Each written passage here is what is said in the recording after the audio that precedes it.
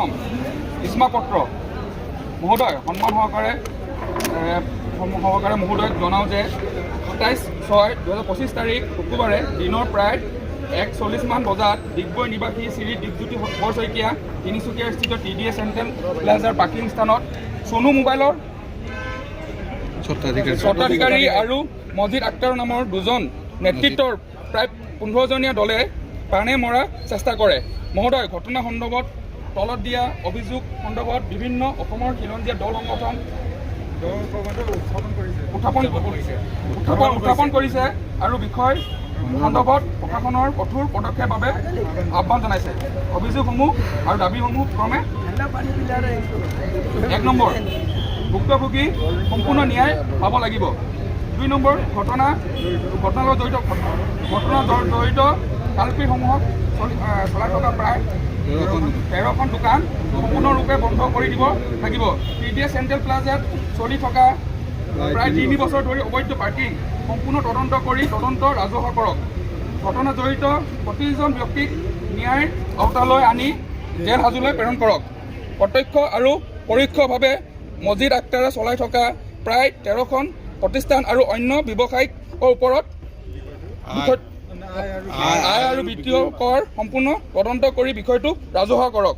কালপিতে চলাই থকা প্ৰতিষ্ঠান সম্পূৰ্ণৰূপে চিল কৰি মালিকৰ স্বত্বাধিকাৰীক বিষয়ে তদন্ত কৰক।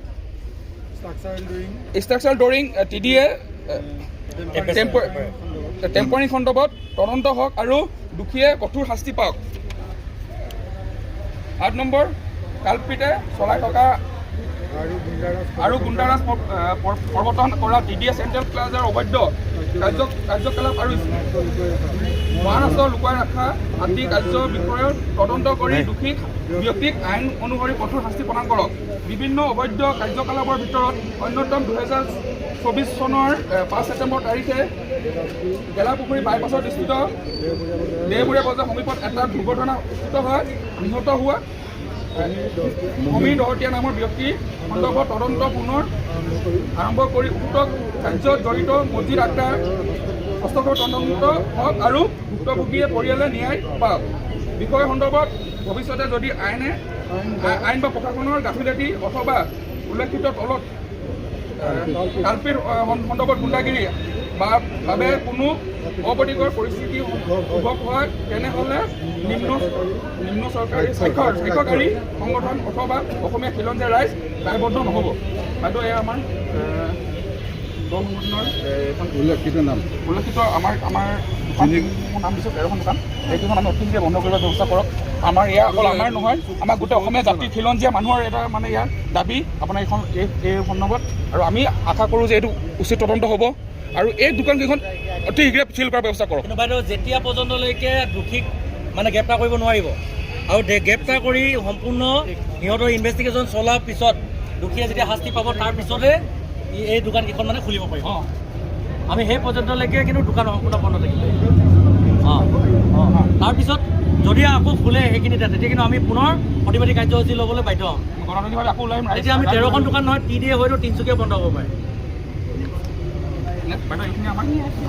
আৰু আপোনালোকে চাৰ্চ ৱাৰেণ্টৰ কাৰণে আপোনালোকে যা যোগাৰ আৰম্ভ কৰিব।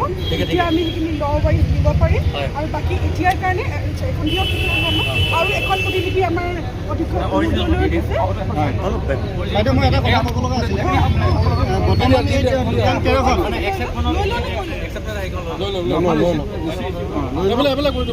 বাইদেউ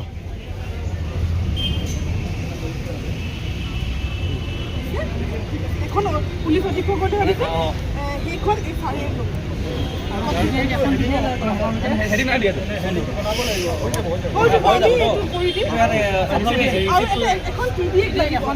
লাগিব নেকি? তেনেহ'লে আৰু এটা জেৰক্স কৰি দিম।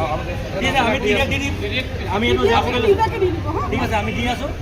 কিন্তু আপোনালোকে ৰিচিভ কৰি ল'ব লাগিব। আপুনি অলপ বস্তুবোৰ লেটকৈ পায় ন, আপোনালোকৰ আমি বেলেগ এখন লিখি দিম। ইয়াতে ৰিচিভ কৰি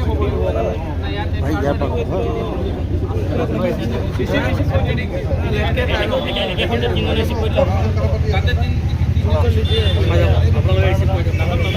চাওকচোন, আপুনি চাওক, চাওকচোন। বাইদেউ এটা কথা ক'ব লগা আছিলে যিসকল ব্যক্তি ইয়াত কাল্পিকসকল জড়িত আছে তেওঁলোকৰ দোকানখিনি আজি তেওঁলোকে নিজৰ তলা মাৰিছে বৰ্তমান এতিয়া আমি ভাবিছিলোঁ আপোনালোকৰ ফালৰ পৰা যদি এই তলাসমূহ মাৰি পেলাই যায় তেতিয়াহ'লে আমি নিশ্চয় ভাল পালোঁ আমি সেইকাৰণে গোটেই কম্পাউণ্ডে চিল কৰি দিছোঁ হয় ঠিক আছে